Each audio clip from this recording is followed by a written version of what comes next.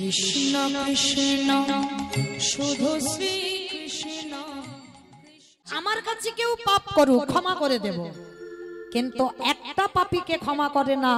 আমার আগের দাদা ভাই গেয়ে গেলেন না যে ঘটনাটা ঘটলো গোপালের ক্ষেত্রে, কি গো চপল গোপালের কি হলো? সামান্য শ্রীবাসের দরজায় ছাগলের মাথা মদের হাঁড়ি দিল বলি সর্বঙ্গে গলিত কুষ্ঠ ব্যাধি। আচ্ছা বাবা, যারা যারা কাহিনীটা জানেন বা শুনলেন আমার আগে, ভালো করে বিচার করে বলেন তো, এই চপল গোপাল কি নিজের ইচ্ছাতে পাপটা করেছিল? কি মা করেছিল? লোকের পরামর্শ, তাই না? নবদ্বীপ থেকে যদি তর্কলঙ্কা বাচস্পতি এসে না কানে ফুসমন্ত্রটা দিত, তাহলে কি গোপাল করত ওই কাজটা? তিনি তো দিব্যি মা ভবতারিণীর সেবা করছিল। তাহলে এইটুকু শুনে কি শিক্ষা পেলাম? মনে রাখতে হবে বাবা, সঙ্গ কাদের করছি, সঙ্গ কাদের সঙ্গে হচ্ছে, সেইটা বাবা খুব গুরুত্বপূর্ণ কথা। এইখানে যে সব মায়েরা আছো, মা যারা ছোট ছোট সন্তান মানুষ করছো, চরণ ধরে নিবেদন করি মা খেয়াল রাখবেন সে সন্তানগুলো কাদের সঙ্গে মেলামেশা করে। কারণ মনে রাখতে হবে বাবা, সতের সঙ্গ করলে তুমি সৎ হবে, আর অসতের সঙ্গ করলে যতই তোমার চরিত্র সৎ হোক না কেন, অসতের সঙ্গ করতে করতে একদিন না একদিন তুমি অসৎ কাজ করবে। কোনো ভুল নেই, করতে তোমার হবে। যদি বলো বাবা এটা মৌমিতা বলছে, না আমার কথা নয়, আমি একটা কথা বাবা গ্রন্থের বাইরে বলবো না। দেখেন পিতামহ ভীষ্ম, মহাভারতে পিতামহ ভীষ্মের দিকে তাকিয়ে দেখেন যে পরম বৈষ্ণব,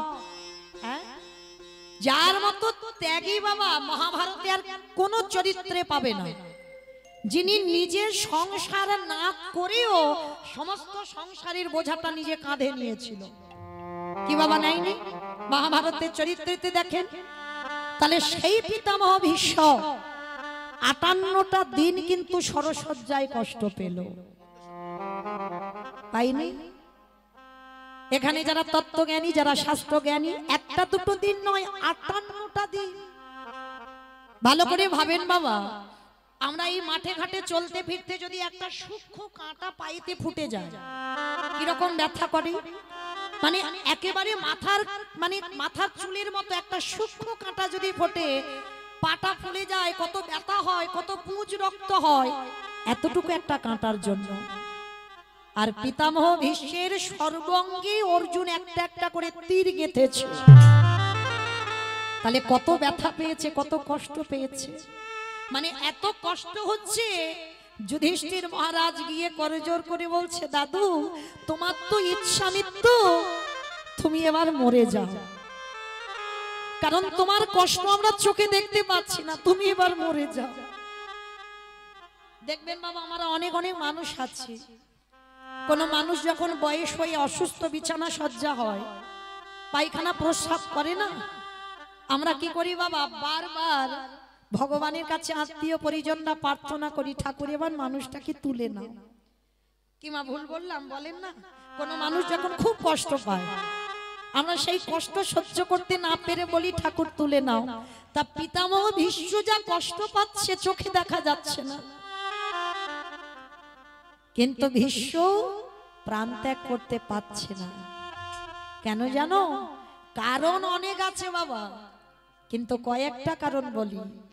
যখন সরসজ্জায় পড়ল তখন চলছিল বাবা দক্ষিণায়ন, আর দক্ষিণায়ন চলাকালীন যদি কি দেহ ত্যাগ করে, ভীষ্মকে আবার মনুষ্যকুলে আসতে হবে।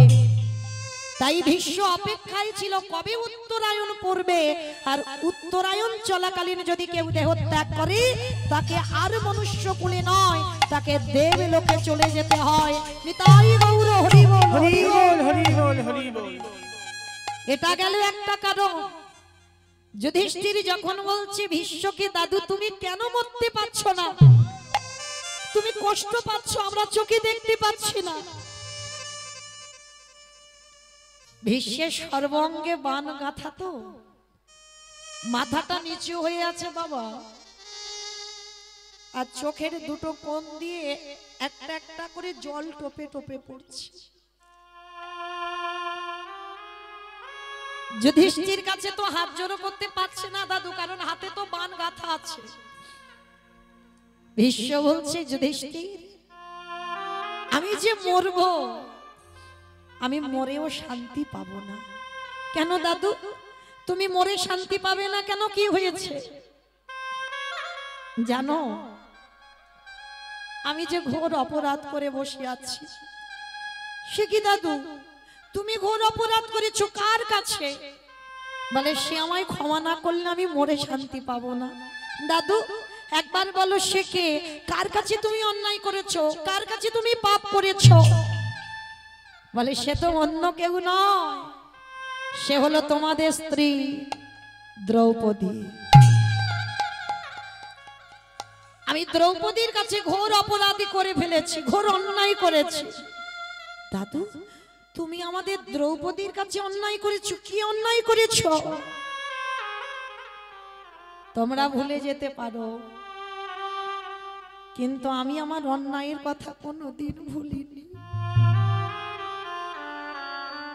কি করেছো দাদু? কি অন্যায় করেছো? মনে পড়ে সেদিন কুরু সভায় যখন দুঃশাসন দ্রৌপদীকে টেনে এনেছিল,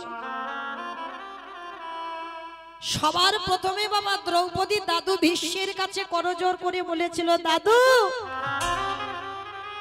তুমি কিছু তো বলো। একটা নারীর যদি সম্মান চলে যায় তাকে আর কোনোদিন নারী বলে না। মনে রেখো বাবা, এই মহাভারত রামায়ণ এটা কিন্তু সমাজ শিক্ষা। যদি কেউ একবার অনুভব করতে পারে, প্রত্যেকটা পদক্ষেপ কিন্তু সমাজকে শিক্ষা দিয়েছে।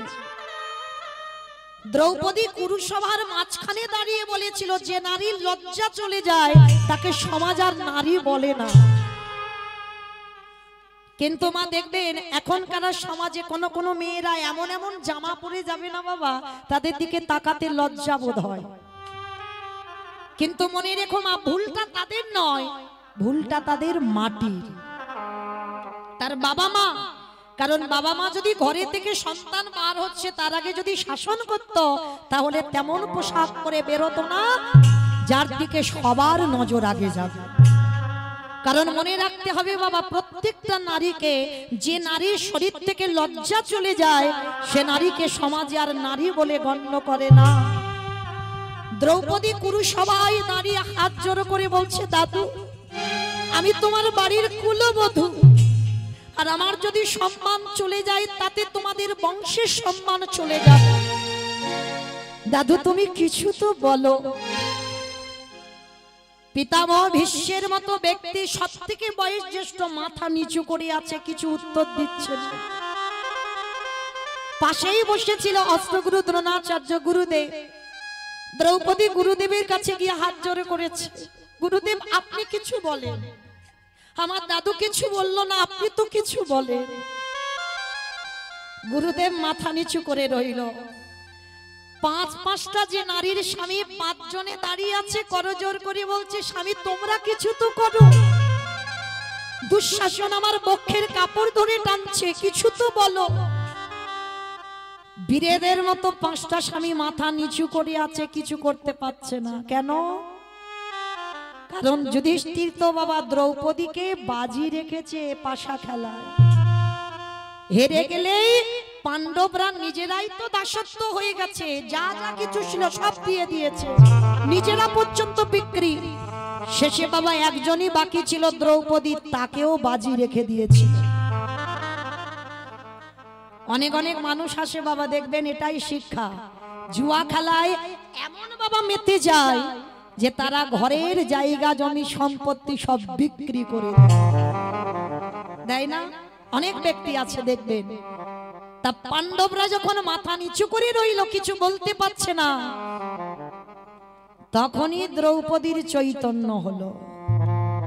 ও তার মানে আজ আমার ঘোর বিপদে আমার 5টা বীরের মতো স্বামী, এরা কিছু করতে পারবে না। যার ইচ্ছা মৃত্যু পিতামহ ভীষ্ম দেখে হাসছে, নিচু হয়ে গেল, মাথা কিছু করতে পারলো না। অস্ত্রগুরু দ্রোণাচার্য তিনিও মাথা নিচু করলো। তার মানে আমার কাছে তো কেউ নেই। সেই দ্রৌপদী বুঝেছে বাবা, একটু দেরিতে বুঝেছে, যেটা আপনাদের আমাদেরও হয়। দ্রৌপদী মনে মনে ভাবলো তাহলে তো শেষ রক্ষা একজনই করবে, সে হলো আমার সখা কৃষ্ণ। কি বাবা এই ভুলটা আমরা করি না? কারণ জীবনে যখন দেখবেন ঘোর বিপদ এসে যায়, আত্মীয় পরিজন বন্ধু বান্ধব গ্রাম প্রতিবেশী সবার কাছে সাহায্য চাইলাম, কেউ যখন কিছু করতে পারে না, তারপরে শেষে আমরা ভগবানের কাছে গিয়ে আত্মনিবেদন করি। কিন্তু মা যার কাছে প্রথমেই গেলে তোমার কাজ হয়ে যাবে, আমরা এমন মূর্খ জীব, আমরা প্রথমে তার কাছে যাই না। দ্রৌপদী যখন বুঝতে পারলো এরা আমার কেউ নয়, সব জড় জগতে যে রক্ষা করবার মালিক, আমি একবার তাকে ডেকে দেখব।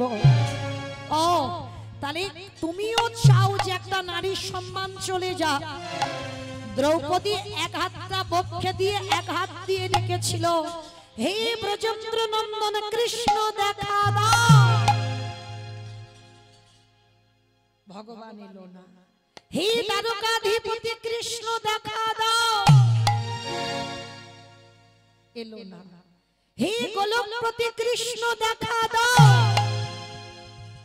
এলো না। তিনবার দ্রৌপদী ডেকেছে, কৃষ্ণ আসছে না, রথের উপরে বসে আছে। শেষে দ্রৌপদী রেগে গিয়ে বললেন, ও তার মানে তুমিও চাও একটা নারীর সম্মান চলে যাক? বেশ, তুমিও যখন এটাই চাইছো, আমিও এটাই করব। দেখি তুমি কি করে থাকতে পারো, কারণ আমার দেহ মন প্রাণটা তো আমি সবটাই তোমার চরণে দিয়েছি। দেখি তুমি এবার কি করে থাকো। দুটো বাহু চলন করে ডাক দিল, হে প্রাণপতি দেখা দাও, হে প্রাণপতি দেখা দাও, হে প্রাণপতি দেখা দাও, হে প্রাণপতি দেখা দাও।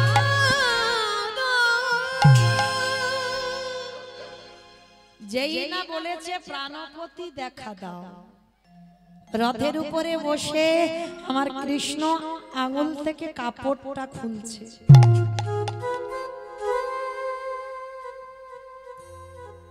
এই আঙুলে কাপড়টা কার দেওয়া বাবা? এ তো দ্রৌপদীরই দেওয়া। সেই যে যেদিন শিশুপাল বধ হয়েছিল,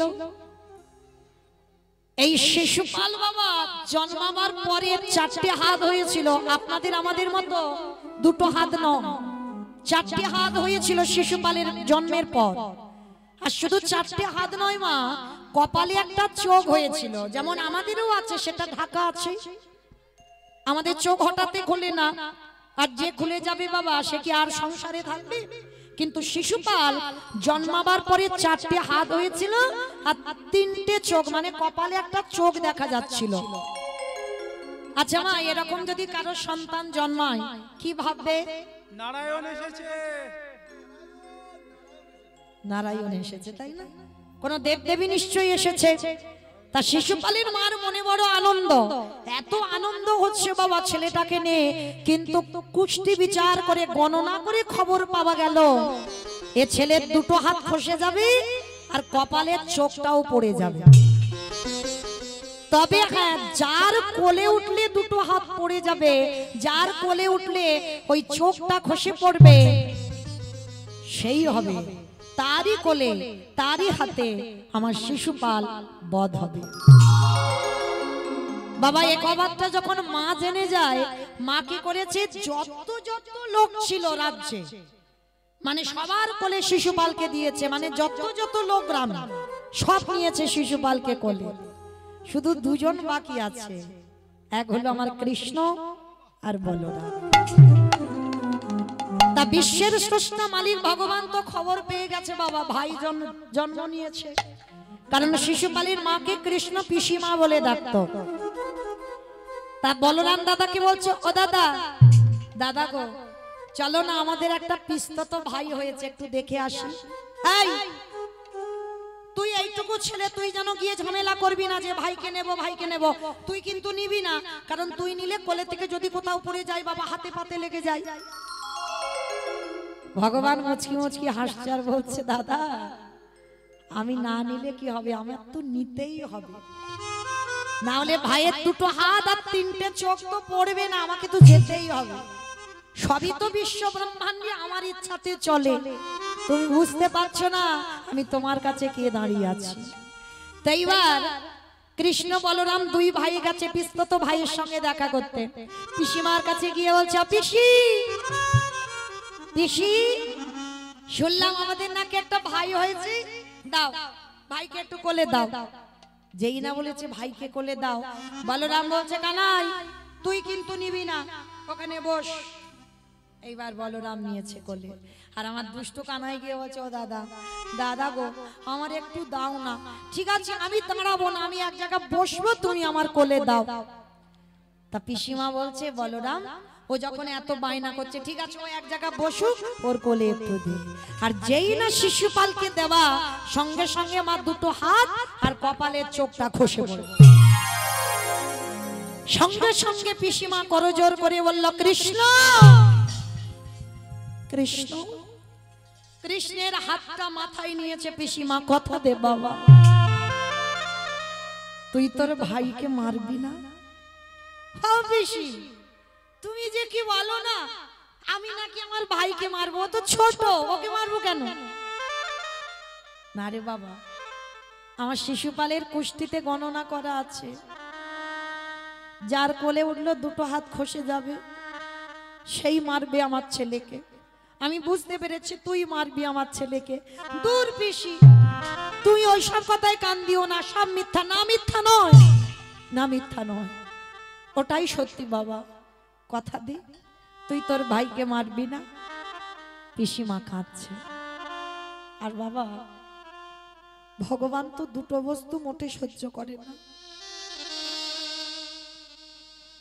এক হলো ভক্তির চোখের জল, এক হলো ভক্তির অহংকার। যেই না পিসিমা কাঁদছে আমার ভগবান তো করুণা সিন্ধু, হৃদয়টা দুলে উঠেছে। পিসিমার কাছে হাত জোড়ো করে বলছি পিসি তুমি কেঁদো না, আমি কথা দিলাম আমার ভাইয়ের 100টা অপরাধ আমি ক্ষমা করে দেব, কিন্তু যেদিন একাধিক হয়ে যাবে সেদিন কিন্তু আমি আমার ভাইকে ক্ষমা করব না। সঙ্গে সঙ্গে পিসিমার চোখের জলটা মুছে নিয়ে কোমরে হাত দিয়ে বলল কৃষ্ণ আগে 100টা করুক তো।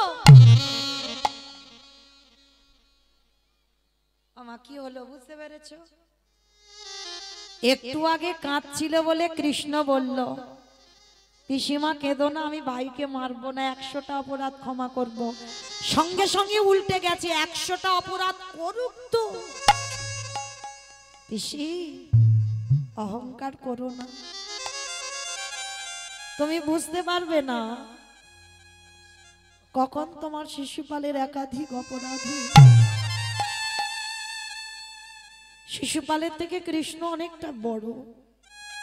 সবার মাঝখানে গিয়ে যখন শিশুপাল কৃষ্ণ নিন্দা করছিল না, কৃষ্ণকে অপমান করছিল, ভগবান গিয়ে ভালো করে বলেছিল ভাই বড় দাদার সঙ্গে কিভাবে কথা বলতে হয় এখনো শিখিসনি? চুপ। শিশুপাল বলছে আমি তোকে দাদা বলে মানি না, একটা গোয়ালা জাতি, একটা গোয়ালার ছেলে, কত আবার গোপীদের নিয়ে কত লীলা কীর্তন করি, আবার যে নারীর পাঁচটা স্বামী আছে তাকে আবার তুমি সখী বলে ডাকো। আমি কি জানি না তোমার চরিত্র? না বুঝি না। বারবার কৃষ্ণ বলছে শিশুপাল মুখ বন্ধ করো, মুখ বন্ধ করো, এই সভার মাঝখানে তুমি আমাকে অপমান করতে পারো না, আর আমাকে অপমান করার সঙ্গে সঙ্গে আমার ভক্তকে অপমান করছো, আমি তোমাকে ছেড়ে দেব না। শিশুপাল বলছে কৃষ্ণ আমি হিসাব করে রেখেছি 100টা এখন হয়নি। ভগবান বলছে শিশুপাল কখন 100-র বেশি হয়ে যাবে তুমি নিজে বুঝতেই পারবে না। আর কৃষ্ণ নিন্দা করতে করতে একাধিক হয়ে গেল। ভগবান সুদর্শন চক্রকে আহ্বান করে শিশুপালের মস্তকটাকে ছেদন করে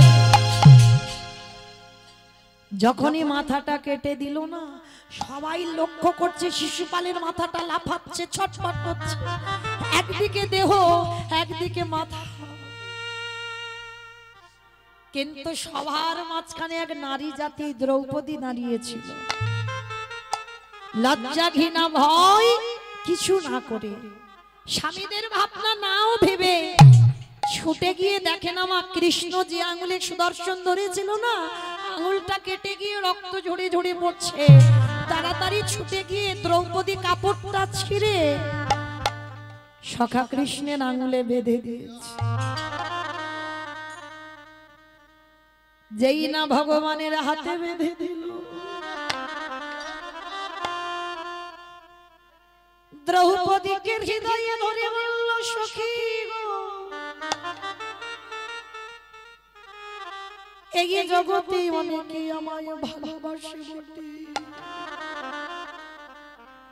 কিন্তু তুমি লজ্জা ঘৃণা ভয় না করে তুমি সবার মাঝখান দিয়ে এসে তোমার লজ্জা নিবারণ করা বস্ত্র তুমি আমার আঙুলে বেঁধে দিলে। তবে সখী যদি কোনোদিন তোমার বস্ত্রের প্রয়োজন হয়, একবারে তুমি হা কৃষ্ণ প্রাণ কৃষ্ণ বলে ডেকো, আমি পৃথিবীর যেখানে থাকি না কেন আমি তোমার ডাকে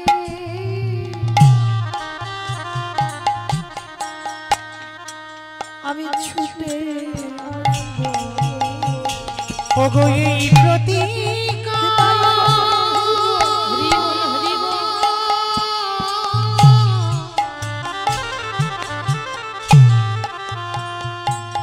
আমি এই প্রতিজ্ঞা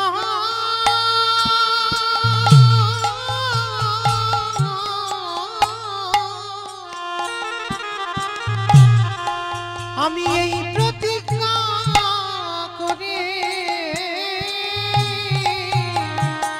রাখিলাম,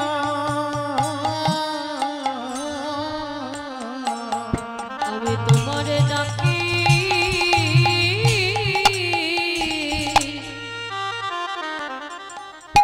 সখী ছুটে আসবো। তাই তো আজকের বাবা যেখান থেকে দুঃশাসন বস্ত্র টেনে নিয়েছি, কৃষ্ণ আঙুল থেকে কাপড়টা খুলে দ্রৌপদীর কাপড়ে জুড়ে দিয়েছে। মানে যত টানছে মা কাপড় আর ফুরাচ্ছে না। তা যখনই শেষই হচ্ছে না, আমার দ্রৌপদী তাকিয়ে দেখছে কৃষ্ণ দাঁড়িয়েছে। আচ্ছা সখা, আমি তো তিনবার ডাকলাম, তোমার আসতে এত দেরি হলো কেন? ভগবান বলছে আমি দেরি করিনি, দেরি তো তুমি করেছো। বলে কেন? বলে আচ্ছা সখী তুমি প্রথমে কি বলে ডেকেছো? বলে কেন? প্রথমে আমি বলেছি হে ব্রজেন্দ্র নন্দন কৃষ্ণ দেখা দাও। কোথায় বৃন্দাবন আর কোথায় হস্তিনাপুর, টাইম লাগবে না আসতে? তারপরে কি বলেছো? হে দ্বারকাধিপতি কৃষ্ণ দেখা দাও। কোথায় হস্তিনাপুর আর কোথায় দ্বারকা, টাইম লাগবে না? 3 দিনের রাস্তা, টাইম লাগবে না? তারপরে কি বলেছো? হে গোলকপ্রতি কৃষ্ণ দেখা দাও। কোথায় হস্তিনাপুর আর কোথায় গোলক, টাইম লাগবে না? দ্রৌপদী বলছে বেশ আমি মানলাম, তাহলে 3 বারের ডাকে এলে না 4 বারের ডাকে কেন এলে? বলে সখী 4 বারে কি বলেছো বলো তো? বলে কেন? আমি বললাম প্রাণপতি দেখা দাও। বাহ, তোমার হস্তিনাপুর কোথায় আর তোমার প্রাণ কোথায়? ও হে সখী গো, এই জগতে সতী নারী তারাই হয়, এই জগতে যাদের যাদের 2টি করে পতি। আমা কই দেখি একবার হাত তুলে দেখাও তো কার 2টো স্বামী থাকলে বলবে। তলো তলো ভয় পাচ্ছ? জানাজানি হয়ে যাবে। এই দেখো বাবা ভয় পাচ্ছে, মানে কারোর 2টো নয়, সব একটা করে স্বামী। হ্যাঁ, কিন্তু ভগবান বলছে যাদের একটা স্বামী তারাই অসতী, যাদের 2টো স্বামী তারাই হলো সতী। হ্যাঁ, কই দেখি একবার হাত তোলো। বাবা তুলতে পারছে না। রাধে রাধে। ভয় পাচ্ছ, কিন্তু না, এটা ভয়ের কারণ নেই। সতী তো তারাই হয় যাদের ঘরে পতি, যাদের বাইরে পতি। ঘরে পতিটাকে ও যে স্বামীর ঘর করছে ও ঘর নয়, এই রক্ত মাংসে দেহ গড়া ঘর। এই পরমাত্মা রূপী তিনি হলেন আমাদের জগৎপতি। এইটা হলো আমাদের ঘরের পতি। আরে বাইরের পতিটাকে অগ্নি সাক্ষী করে বাবা যার হাতে তোমায় তুলে দিল, সেই হলো বাইরের পতি। এই দুই পতিকে যারা ঠিক ঠিক ভজন সাধন করতে পারে এ জগতে তারাই সতী।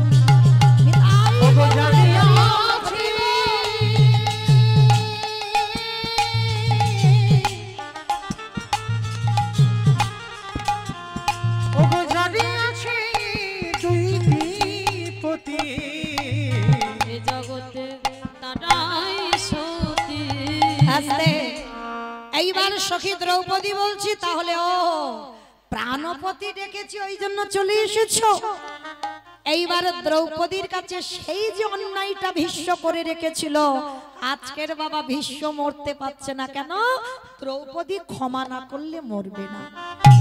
এইবার দ্রৌপদী সরসজ্জার কাছে গিয়ে বলছে, দাদু একটা কথা বলবো, আজকে তুমি আমার 5টা স্বামীকে কি করে রাজ্য চালাতে হয় শেখাচ্ছ, কিন্তু যেদিন একটা নারীর উপরে এত অত্যাচার হচ্ছিল সেদিন তোমার এই এত ধর্মের বুলি কোথায় ছিল? সেদিন পিতামহ ভীষ্ম করজোর করে বলল, দ্রৌপদী সেই দিন আমি দুর্যোধনের অন্নে প্রতিপালিত হচ্ছিলাম। দুর্যোধন ছিল অসৎ ব্যক্তি, আর অসৎ ব্যক্তির সঙ্গ করিতে করিতে আমার শরীরে সমস্ত রক্তবিন্দু পাপী হয়ে গেল। কারণ সেদিন অসতের সঙ্গ করে আমার মুখ থেকে সৎ কথা আর বার হয়নি, আমি অধার্মিক হয়ে গেলাম। অধর্মের সঙ্গ করতে করতে ও দাদু, তা সেদিন তুমি অসৎ ছিলে, আজকের কি করে সৎ হলে? বলে, দ্রৌপদী ওই তীরের আগার দিকে তাকিয়ে দেখো, সমস্ত রক্তবিন্দুগুলো বাবা তীরের আগা থেকে মাটিতে পড়ে যাচ্ছে, আর এখন যতটুকু রক্ত আমার শরীরে আছে সেইটুকু হচ্ছে সতের রক্ত। যতটা অসতের রক্ত ছিল সব বেরিয়ে গেছে, আর সৎ রক্ত আছে বলে আমার মুখ থেকে সৎ কথাগুলো বাইর হচ্ছে। দ্রৌপদী ক্ষমা করে দিল। এইবারে যুধিষ্ঠির বলছে, দাদু এবার মরে যাও। বলে, মরবো যে, যারা আসার কথা ছিল সে তো এখনো এলো না। কে গো? আমার কৃষ্ণ দয়াময় কথা দিয়েছিল, ভীষ্ম যেদিন মনে করবে প্রাণ ত্যাগ করবো সেদিন আমি সরসজ্জার পাশে এসে দাঁড়াবো। বাইরে দাঁড়িয়ে আছে, ভীষ্ম মাথাটা তুলে দেখছে, কিরে বাইরে কেন, ভিতরে আয়, দরজা তো খোলা। ভগবান মৃদু হেসে বললেন, ভীষ্মদেব আমি সবার দরজায় দাঁড়িয়ে আছি, যে জন ডাকার মতো ডাকিতে পারে, যে জন ভালোবাসার মতো বাঁচতে পারে, আমি তৎক্ষণাৎ তার হৃদয় মন্দিরে প্রবেশ করি। ভীষ্ম আমি জানি দক্ষিণায়ন উত্তরায়ণ পড়বে, তুমি এবার দেহ ত্যাগ করবে, ওই জন্য তো আমি তোমার কাছে এসেছি। আচ্ছা ভীষ্ম বলো, এবার তুমি আমাকে কোন রূপে দেখতে চাও? এই জায়গাটা ভালো করে শুনবেন বাবা, ভীষ্মের শেষ পরিণতিটা। বলো তুমি আমার কোন রূপে দেখতে দেখতে দেহ ত্যাগ করবে? বলো, বৃন্দাবনের কৃষ্ণ, না মথুরার কৃষ্ণ, না দ্বারকার কৃষ্ণ? বলো, যে রূপটা বলবে আমি সেই রূপ তোমার সামনে দাঁড়াবো। ভীষ্ম কেঁদে বললেন, কৃষ্ণ দয়াময় আমি বৃন্দাবনের কৃষ্ণ রূপে তোমারে দেখতে চাই না, আমি মথুরার কৃষ্ণ রূপে তোমারে দেখতে চাই না, আমি দ্বারকার কৃষ্ণ রূপে তোমারে দেখতে চাই না। এই জগতে যত যত ভক্ত আছে সবাই তোমার বৃন্দাবনের কৃষ্ণ রূপটা দেখে। ইমা গোপবেশ্বর বেণুকার নব কৈশোর নটবর, ওই কালো শশী বাঁকা হাতে বাঁকা করে বাঁশি নিয়ে আছে, সেই রূপ জগতের মানুষ দেখতে চায়। ওই ভুবন ভোলানো রূপ আমি কোনো কালে দেখাই না। আর তুমি কিনা বলছো বৃন্দাবনের কৃষ্ণ দেখবে না, ঠিক আছে মথুরার বলে না, দ্বারকার না, তাহলে কোন রূপ দেখবে ভীষ্ম? ও হে কৃষ্ণ দয়াময়, যদি একান্ত তুমি আমার সামনে দাঁড়াতে চাও, একবার তেমন ভাবে দাঁড়ায় যাও। কেমন ভাবে? ওই যে কুরুক্ষেত্রের রণাঙ্গনে অর্জুনের সারথি হয়ে ঘোড়ার লাগাম ধরে তুমি যেমন দাঁড়াইছিলে, তোমাকে দেখে কি মনে হলো জানো? ওই রণক্ষেত্রে তুমি বসে আছো নিচে, আরে ভক্ত বসে আছে সিংহাসনের উপরে। ভক্তের মাথায় ছাতা আছে, কিন্তু তোমার মাথায় কোনো ছাতা নাই। আমার ওই কুরুক্ষেত্রের রণাঙ্গনে ওই রূপে দেখে কি মনে হলো জানো? প্রতিটা যুগে যুগে ভক্ত ধরেছে ভগবানের পায়ে, কিন্তু কুরুক্ষেত্রের রণাঙ্গনে আমার কি মনে হলো জানো? কৃষ্ণ বলি ভগবান ধরে ভক্তের পায়ে। আমি যে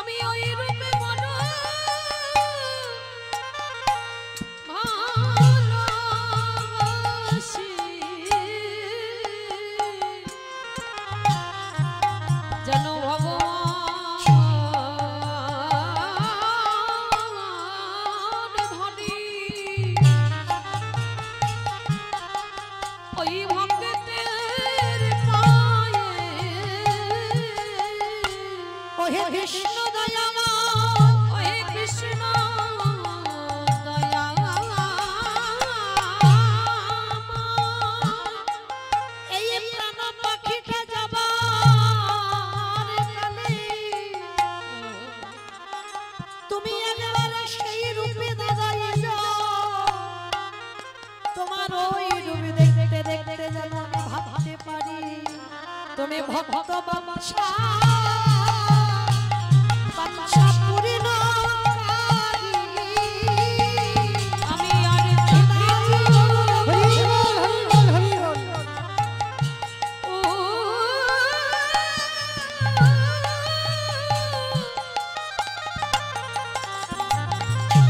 আমি আর তো কিছু কিছু চাই না।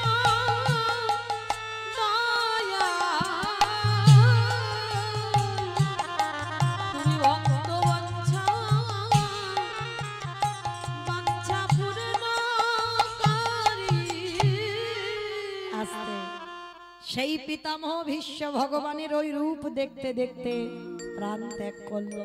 তাহলে বাবা এইটুকু শুনে আমরা আপনারা কি জানলাম?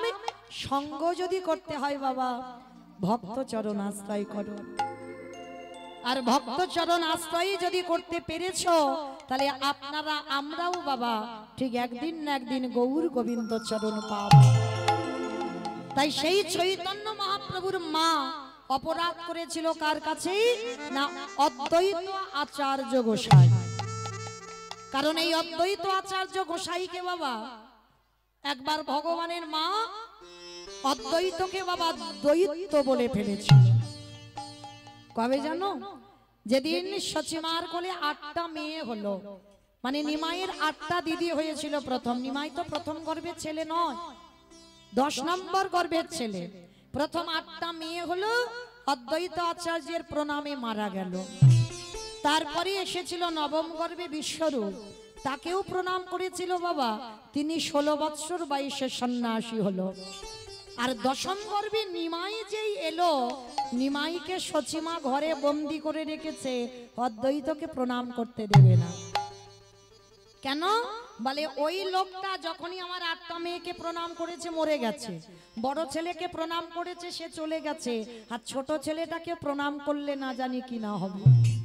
তা যেই না বন্দি করে রেখেছে অদ্বৈত ঘরে ঢুকছে, আর সেই সময় বাবা সচিমা রেগে গিয়ে বলেছিল, দাঁড়াও, সবাই জগতে তোমাকে বলে অদ্বৈত, কিন্তু আমি বলবো না, তুমি অদ্বৈত নয়, তুমি হলে দ্বৈত।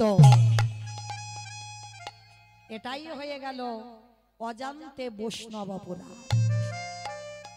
ত্রিলোকের যিনি পরম বৈষ্ণব বাবা ভোলানাথ, তিনি তো অদ্বৈত, তাকে দ্বৈত বলে আখ্যা দিল, ওই জন্য ভগবানের মা মহাপাপী হয়ে গেল। এইবার নিমাই যখন বলল, সচিমা বলল, বেশ, আমি অদ্বৈতের পায়ে ধরে ক্ষমা চাইব। যেই না অদ্বৈত আচার্যের কাছে চরণটা ধরতে যাবে, অদ্বৈত আচার্য বলছে, মা, সন্তান যতই বড় হোক মায়ের কাছে নয়, মায়ের কাছে ছোট্টটি থাকে। মা, তুমি অজান্তে ভুল করে ফেলেছো, তোমারও ভুল নয়, আমারও ভুল নয়, আমি ভগবান চিনব বলেই তো প্রণাম করতে গিয়েছিলাম, তাহলে তোমার ভুল নয়, আমার ভুল নয়, আমি তোমাকে এমনিতে ক্ষমা করে দিলাম। আর যেই ক্ষমা করে দিল আমার নিমাই, সচিমাকে বলল, মা, আর দেরি নয়, তুমি এবার আমাদের সঙ্গে হরিনাম করো। বলি, হরে কৃষ্ণ হরে কৃষ্ণ কৃষ্ণ কৃষ্ণ হরে হরে, বলে হরে রাম হরে রাম রাম রাম হরে হরে। আজ গায়ে গোড়া জীবের তরে, আজ গায়ে গোড়া জীবের তরে, আজ গাই গোরা জীবের তরে, শ্রীনন্দের নন্দন শ্রী মধুসূদন, ওই শ্রীনন্দের নন্দন শ্রী মধুসূদন, আজ মুরলী বাজায় নিকেতনে, আজ গাই গোরা জীবের তরে, গাই গোরা জীবের তরে। আজকে আজকে সেই চৈতন্য মহাপ্রভু একা একা আসেনি বাবা, সঙ্গে কে এসেছে জানো? নিতাই যাদের দেখে তাদের বলে,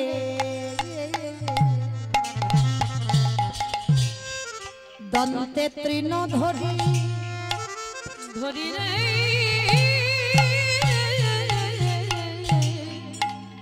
নিতাই যাদের দেখি তারে বলে, আজ দন্তে তৃণ ধরি রে। আস্তে আমাইরা, তৃণ মানে কি গো? খড় খড় তৃণ মানে নাকি খড়, ঘাস। তাহলে নিতাই চাঁদ দাঁতে ঘাস নিয়ে কি করছে জানো? নবদ্বীপের অলিতে গলিতে যারে দেখে তার পদ ধরে বলে, তোদের ঘরে আমি বাসন মেজে দেব, তোদের ঘরে আমি পাটনা বেটে দেব, তোদের ঘরে আমি রান্না করে দেব, যা বলবি আমি তাই করব, কিন্তু তোদের একটা কাজ করতে হবে। কি কাজ? তোরা আমারে তোরাই আমারে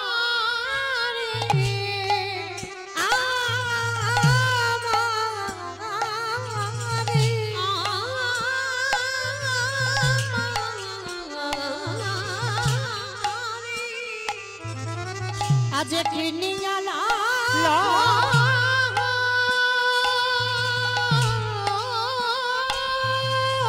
নিতাই গৌর প্রেমানি বল গৌরী হরি হরি বলে আমারে কিনিয়ালা,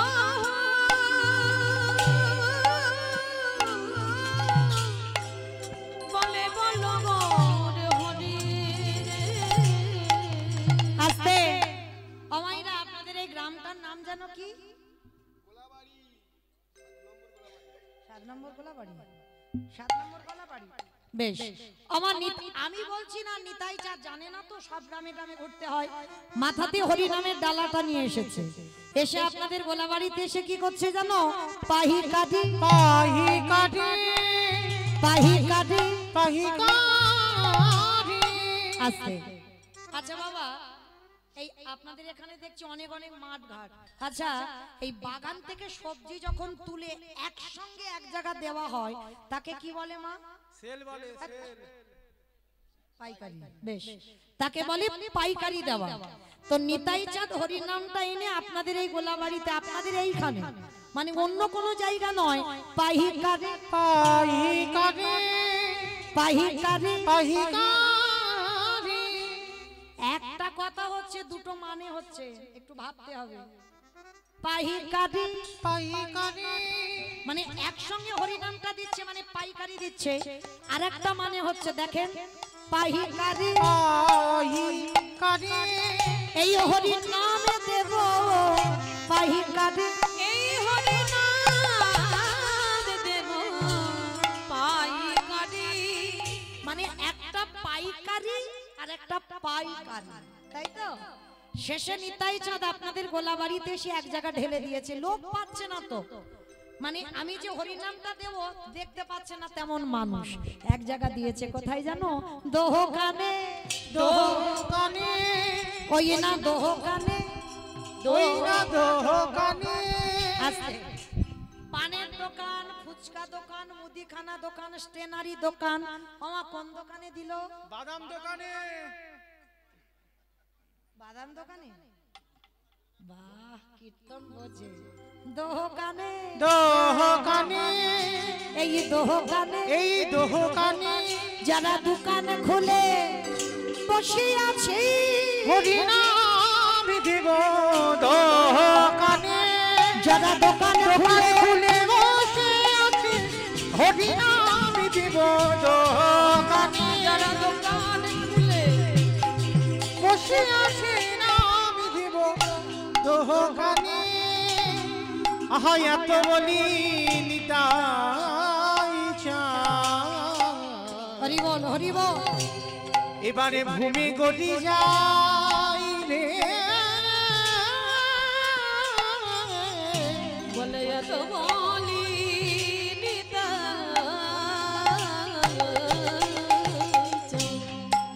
দেখো ভূমে গড়ি যায় রে ওগো দেখো দেখো সোনারো আহা সোনার পরে বত যা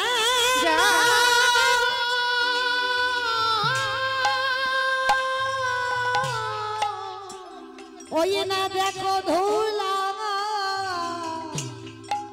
তেলো দেখো সোনার সোনার পার্বত যা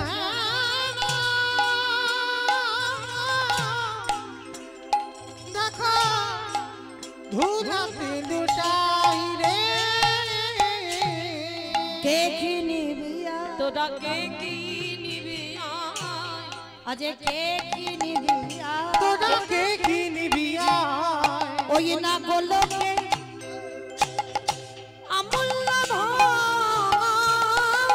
তোরা কে কি নিবি ওই না গোলকে অমূল্য তোরা কে কি নিবি আমাদের হবে না আর হবার না না না হবে না খবর না আমাদের হবে না আর হবার না বলে হবে না আর হবার না এমন প্রেমে দাতা গৌর করি হবে না আর হবার না এমন নামে দাতা নিতাই সদা হবে না আর হবার না মুখে হরি হরি হরি বলে হবে না আর হবার মুখে হরি হরি হরি বলে হবে না আর হবার নয় মুখে হরি হরি হরি বলি হবে না আর হবার নয় রে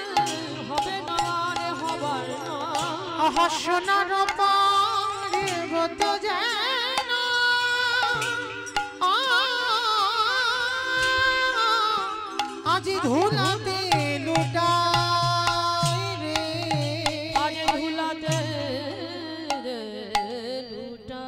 নয় অবতারে যার রতি না জন্মিল রতি না জন্মিল ওগো দাদা শিলোচন বলে সেই পাপী এলো আর গেল। এলো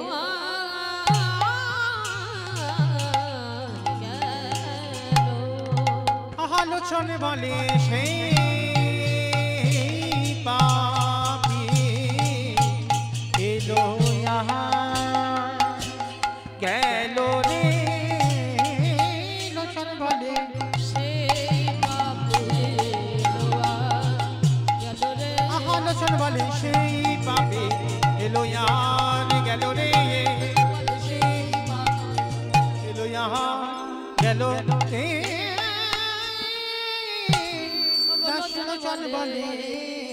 সেই পাপী জানি তাই চলুন এবার আমরা একটু যাব বৃন্দাবন। তো মাইরা এতক্ষণ যখন নবদ্বীপে ছিলাম একবার দেখি প্রেম সে সবাই বলেন তো গৌর সুন্দরী কি ধ্বনিটা হলো কি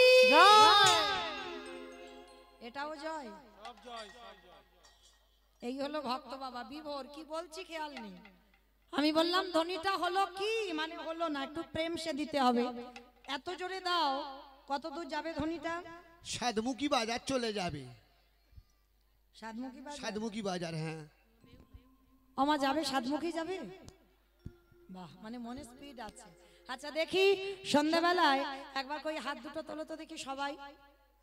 ভজন ভজন হয়ে যাবে, কীর্তন শোনাও হয়ে যাবে। সবাই দেখি একবার। আমা পিছনে হাতগুলো সব ধসে গেছে কেন? হ্যাঁ তোলো দেখি সব একসঙ্গে। যারা একটু বাইরে বাড়ি ছড়ি ছড়ি বসে আছো তাদের চরণ ধরে নিবেদন সবাই, কারণ এই সন্ধ্যাবেলাটাই মা একটু ভজন সাধনের সময়। একসঙ্গে তুলবে কেমন? গৌর সুন্দরী কি জয়। ওমা জয় বলছো, একটু জোরে বলো। গৌর সুন্দরী কি জয়। নবদ্বীপে ধাম কি সচির নন্দন কি বিষ্ণু প্রিয়া কি নিতাই চাঁদ কি ভক্তবৃন্দ কি হরিবাসন ধাম কি সাধু গুরু বৈষ্ণব কি আপন আপন গুরুচরণ কি নায়ক বাবু কি হরি নাম যজ্ঞ কি নিতাই গৌর প্রেমানন্দে। বাবা গো হাতটা একটু ব্যথা হলো না, কিন্তু একটা ব্যায়াম হয়ে গেল সন্ধ্যাবেলা। মানে আমি কীর্তনও করে যাচ্ছি ব্যায়ামও করে গেলাম। চলো এবার একটা ভজন গাইতে গাইতে বৃন্দাবন কিংবা একটা ভজন হবে তো। বাহ, তবে আমি আর আমার সম্প্রদায় নয় সবাই যাব। ওই একটু উলুধ্বনি।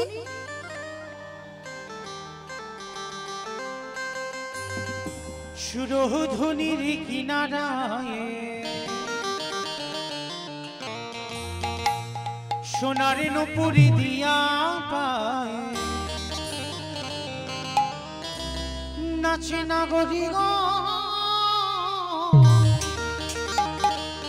সুন্দর গৌরাঙ্গরা। সুরধ্বনির কিনারায় সোনার নুপুর দিয়া পায় নাচে না করি গো সুন্দর গৌরাঙ্গরা। আহা সুরধ্বনির কিনারায় সোনার নুপুরি দিয়া পায় নাচে নাগরি গো সুন্দর গৌরাঙ্গরা।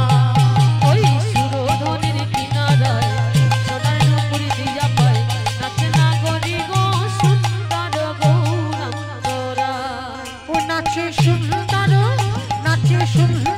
গৌরাঙ্গরা নাগরি গো সুন্দর গৌরাঙ্গরা। সুরধ্বনির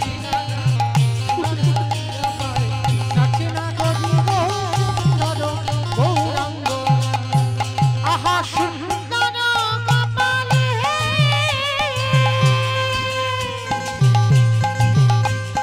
সুন্দর তিলক গো সুন্দর কপালে ওই সুন্দর তিলক গো। আহা সুন্দর কপালে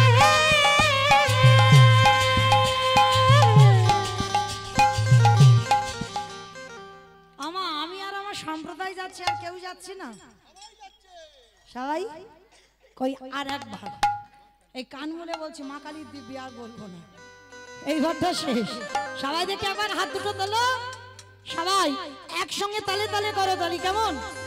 আহা সুন্দর কপালে হে সুন্দর তিলক সুন্দর কপালে সুন্দর তিলক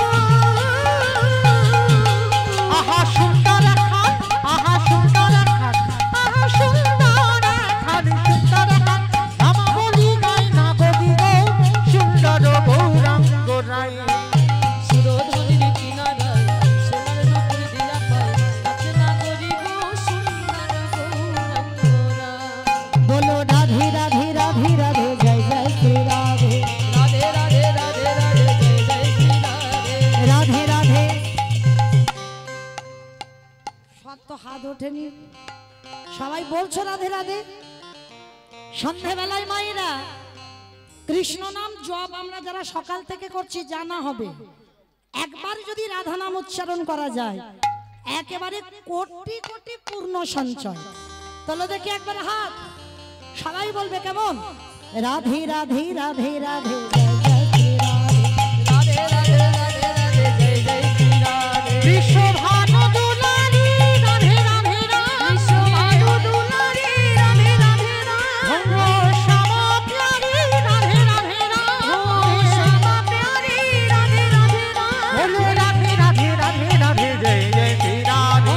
রাধে রাধে রাধে রাধে জয় জয় শ্রী রাধে। বলো রাধে রাধে রাধে রাধে জয় জয় শ্রী রাধে। রাধে রাধে রাধে রাধে বৃন্দাবন में রাধে রাধে गोवर्धन में রাধে রাধে निधुवन में রাধে রাধে गली गली में রাধে রাধে मान गली में রাধে রাধে मान गली में রাধে রাধে जोर से बोलो রাধে রাধে पीछे बोलो রাধে রাধে রাধে রাধে জয় জয় শ্রী রাধে। রাধে রাধে রাধে রাধে জয় জয় শ্রী রাধে। বলো রাধে রাধে রাধে রাধে জয় জয় শ্রী রাধে। রাধে রাধে রাধে রাধে জয় জয় শ্রী জয় জয় শ্রী রাধে। प्रेम से बोलो राधा रानी की আমার জয় হয়েছে আমা এ যা জয় হলো এ তো রাস্তার উপরে শোনা যাচ্ছে না, ওই বাড়ির ভিতরে আওয়াজ যায় না, এত ভক্ত। আচ্ছা তোমাদের এই গোলাবাড়িতে শাশুড়ি বৌমাতে ঝগড়া টগড়া হয় না? খুব হয়, আমি শুনেছি এই দিকটা একটু বেশি হয়। আচ্ছা শাশুড়ি বৌমাতে ঝগড়া হলে যে গলার আওয়াজ বার হয় একটু বের করো তো দেখি, একটু সবাই গলাটার আওয়াজটা ছেড়ে দিবে, কেমন? বলো রাধা রানী কি এইবার হয়েছে, তার মানে ঝগড়া হয়। বৃন্দাবনেশ্বরী কি জয় যমুনা মাইয়া কি জয় নন্দগাঁও কি জয় ऊंचा गाँवों की जय दर्शनों की जय भक्त वृंद की जय हरिवासर धाम की जय साधु गुरु वैष्णव जय की अपन अपन गुरु चरण की जय नायक बाबू की जय हरिनाम यज्ञ की जय महाप्रसाद की जय निताई गौर प्रेमानंदे जय राधे। চলুন আজকে আমরা সবাই পৌঁছে গেলাম বৃন্দাবন। তবে আমার যে দাদা ভাইরা নিমন্ত্রিত করে এনেছেন তাদের আদেশ শিরোধার্য করে তাদের আদেশ মাথায় নিয়ে আছে লীলা আস্বাদন হবে বৃন্দাবনে। বাবা শাস্ত্র কথা তো থাকবেই, কিন্তু একটা লীলাটাকে একটু দাঁড় করাতে হবে, লীলাটাকে একটু দাঁড় করাবো, যে লীলা আস্বাদন হবে আমাদের কৃষ্ণ সখা সুদামা। আস্বাদন হবে কৃষ্ণ সখা সুদামা। তো মাইরা ভগবান কৃষ্ণ আজকের বৃন্দাবনে গরু চড়াচ্ছে। আস্তে আস্তে এই জায়গা। আচ্ছা মা, কাদের কাদের বাড়িতে গরু বাছুর নেই একবার হাতটা